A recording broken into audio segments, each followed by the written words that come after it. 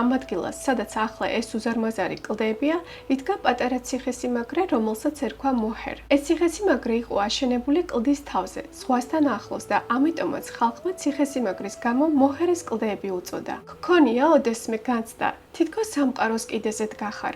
ასეთი შეგრძნება გეუფლება, როცა მოჰერის კლდეებზედ გახარ და გადაჰყურებ ატლანტის ოკეანეს 214 მეტრის სიმაღლიდან.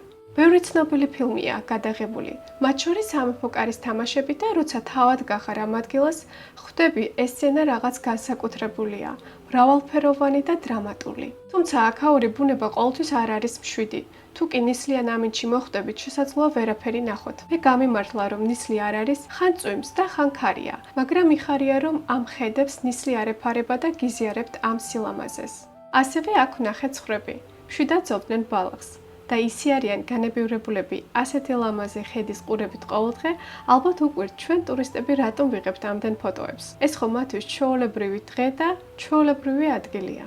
სამწუხარო ფაქტია, რომ აქ ყოველწლიურად ადამიანები იღუპებიან იმის გამო, რომ ფოტოებს იღებენ. ასე რომ, თუ მოხვდებით ამ ადგილას, Cliff of Moher's-ზე, არ დაგავიწყდეთ, რომ ფრთხილად იყავით, ფოტოს გამო, ნუ გასწირავთ თავს.